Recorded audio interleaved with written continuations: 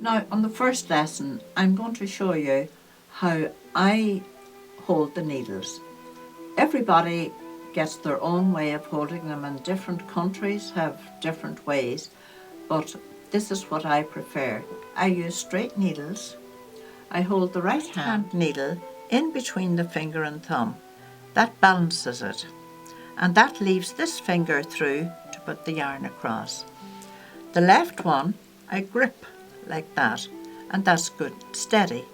So now, to start your cast on, just make a loop, like you probably do, and put it on the left hand needle. Now, the cast on I like is called sometimes a cable cast on, sometimes called in between the stitches. So you just do the first stitch the normal way that you usually see, but don't tighten it. Then for the next stitch, put it in between the two stitches so that it will give it a twist at the bottom.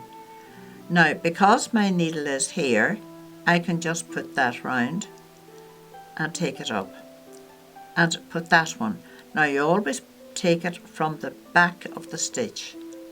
Don't tighten it because you want the needle in again. Put the needle in, and as you're forming the next stitch, it will naturally tighten. And you just keep repeating. Put it in, round, up, and twist it. In, round,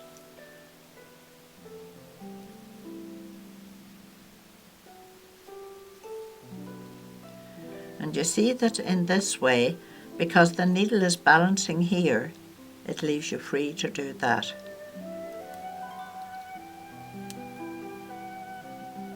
Even with this little piece, you can see the rope edge at the bottom, and that means there's stretch in it. It can stretch and come in again. So the sweater will always go over your head. If your cast on is too tight, the sweater won't go over your shoulders. Okay? Now in Ireland, we do at the bottom of our sweaters what is called Irish rib. And the only difference here is that we work into the back of the knit stitch, like this.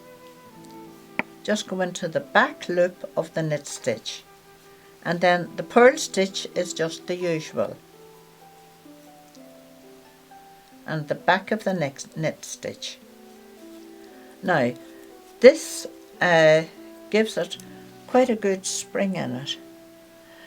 But remember, don't go into the back of the purl stitch, just as usual. Even when you're coming back, you will be going into the back of the knit stitch, which was the purl stitch on the front.